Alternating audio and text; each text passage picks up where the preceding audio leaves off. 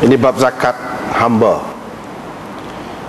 Imam Abu Dawud dengan sanad yang meriwayatkan daripada Abi Hurairah daripada Nabi sallallahu alaihi wasallam, baginda bersabda, tidak ada zakat atau tidak dikenakan zakat pada kuda dan hamba kecuali zakat fitrah pada hamba. Dengan sanad yang Imam Abu Dawud meriwayatkan daripada Abi Hurairah bahawa Rasulullah sallallahu alaihi wasallam bersabda, tidak dikenakan ke atas orang Islam pada hambanya dan pada kudanya zakat. Ini bab zakat tanaman. Dengan sanad yang Imam Abu Dawud meriwayatkan daripada Salim bin Abdullah daripada ayahnya, yakni Abdullah, katanya Rasulullah sallallahu alaihi wasallam bersabda, "Fima saqatis sama' wal anhar wal uyun." Tanaman yang disirami oleh langit, oleh air hujan, sungai dan mata air, au kana ba'lan, ataupun ia merupakan ba'al, yakni yang tidak disirami, al-ushur, dikenakan 1/10 daripada hasilnya. Wa fima suqiya bis sawani wan nadh nisful ushur, dan tanaman hasil daripada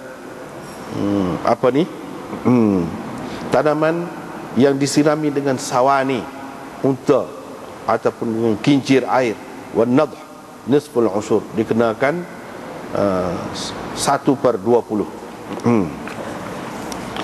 Dengan sanadnya Imam Abu Dawud meriwayatkan daripada Jabir bin Abdullah bahawa Rasulullah sallallahu alaihi wasallam bersabda, tanaman yang disirami sungai, mata air, al-ushur, dikenakan 1/10, dan yang disirami dengan unta ataupun kincir, fafihi nisful ushur, maka dikenakan 1/20. Dengan sanadnya Imam Abu Dawud meriwayatkan kata Waqi', al-ba'l iaitu al-kabus, iaitu tanaman yang tumbuh dengan air hujan. Ibnul Aswad berkata, Yahya, maksud beliau ialah Ibnu Adam, berkata, saya telah bertanya Aba Iyas al-Asadi tentang al-ba'l, apa maksudnya? Katanya ialah tanaman yang disirami dengan air hujan.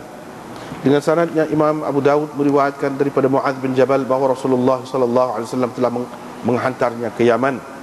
Baginda bersabda, ambillah bijirin daripada bijirin, hasil tanaman yang merupakan bijirin, wasyat minal ghanam, dan kambing daripada kambing, unta daripada unta, lembu daripada lembu. Kata Abu Dawud, pernah saya menjengkal sebiji buah timun batang di Mesir sepanjang 13 jengkal.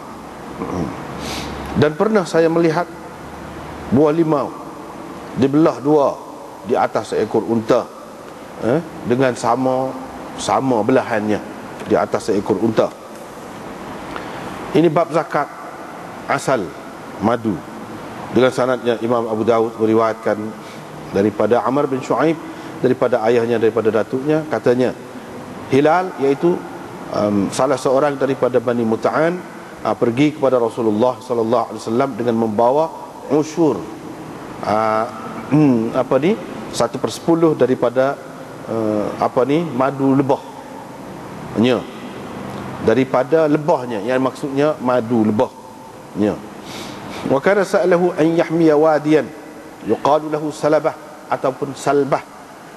Dia pernah meminta dengan Nabi supaya Nabi memberikan kepadanya satu lembah yang dipanggil salbah ataupun salabah.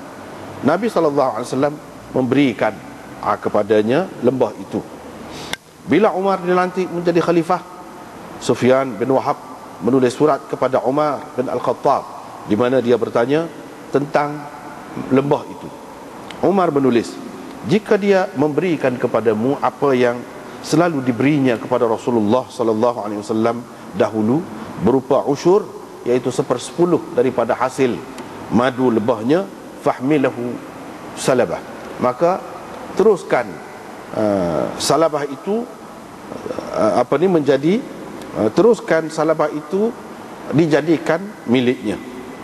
Wa illa, kalau tidak, yakni kalau dia tidak bagi, fa innama huwa dhubabu ghaith ya'kuluhu man yasha, maka ia tidak lebih daripada lalat hujan, yakni hasil daripada lalat hujan, yakni lebah lah, lebah umum yang boleh dimakan oleh sesiapa yang mahu. Dengan sanadnya Imam Abu Daud meriwayatkan daripada Amr bin Shu'aib, daripada ayahnya, daripada datuknya lagi, bahawa Syababah adalah suku kaum daripada kabilah Faham. Fadzakara nahwahu, lalu perawi menyebutkan sama seperti hadis sebelumnya. Qala, dalam riwayat ini disebut min kulli 10 qirbah, dikenakan setiap 10 gereba satu gereba. Setiap 10 gereba madu dikenakan satu gereba. Sufyan bin Abdullah Al-Thaqafi berkata, qala, dia kata, yakni Abdurrahman kata, wa kana yahmi lahum wadiyain, Nabi SAW memberikan kepadanya sebagai hima, yakni kawasan larangan kepada orang lain, dan dikhususkan kepadanya 2 lembah. Zada, perawi menambahkan, fa'addau ilaihi ma kanu yu'adduna ila Rasulillah, mereka membayar, memberikan apa yang selama ini mereka berikan kepada Rasulullah sallallahu alaihi wasallam. Wa hamalahum wadiyaihim, kerana itu Umar terus mengekalkan 2 lembah itu sebagai kepunyaan mereka. Dengan sanadnya Imam Abu Daud meriwayatkan daripada Amr bin Shu'aib, daripada ayahnya, daripada datuknya, bahawa ada satu suku kaum daripada Faham, sama seperti hadis yang diriwayatkan Mughirah, maknanya tu sama dengan makna hadis yang diriwayatkan oleh Mughirah sebelum ini. Cuma dalam sanad ini, dalam riwayat ini, dia sebut setiap 10 gereba madu dikenakan 1 gereba. Waqala, dan perawinya menyebutkan wadiyaini lahum, 2 lembah kepunyaan mereka. Babun fi kharsil inab, ini bab tentang menganggar buah anggur, menganggar buah anggur yang akan keluar daripada pokok anggur. Dengan sanadnya Imam Abu Daud meriwayatkan daripada Attab bin Asid, katanya Rasulullah sallallahu alaihi wasallam menyuruh agar dianggarkan inab, buah anggur, seperti mana dianggarkan buah kurma, dan diambil zakatnya dalam bentuk buah zabib, seperti mana diambil zakat buah kurma sebagai ataupun dalam bentuk buah tamar. Dengan sanad satu lagi, supatu juga riwayat daripada Ibnu Syihab dengan sanadnya dan makna hadis yang tersebut sebelum ini. Tengok dulu sekali.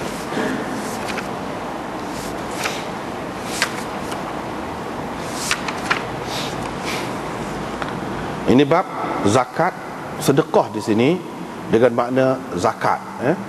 Sebab sedekah ni umumnya kita faham dengan makna hak sunat, bukan hak wajib. Adapun zakat itu wajib, tapi oleh kerana dalam Quran pun ada juga guna perkataan sedekah ni dengan makna zakat, innamas sadaqatu lil fuqara wal masakin, dan ayat itulah sedekah di situ maksudnya zakat. Maka di dalam kitab-kitab hadis pun digunakan sedekah dengan makna zakat juga. Di sini nak bincangkan tentang zakat raqiq. Raqiq itu maknanya hamba. Adakah dikenakan zakat juga pada hamba atau tidak? Sekarang ni tidak ada lah hamba tu. Zaman dulu banyaklah sistem hamba ni dipakai. Zaman Nabi, selepas zaman Nabi pun lama dalam masyarakat dunia ni, masyarakat manusia ni ada sistem hamba. Nah, ketika tu dan bila-bila pun semula kalau ada, kena ke tidak zakat? Ni nak bincang tentang. Dan seperti mana kita maklum, semua pun jangan lupalah tu asas tu, iaitu Imam Abu Daud, maksud dia dengan kitab dia ni, dia nak ayat dalil bagi masing-masing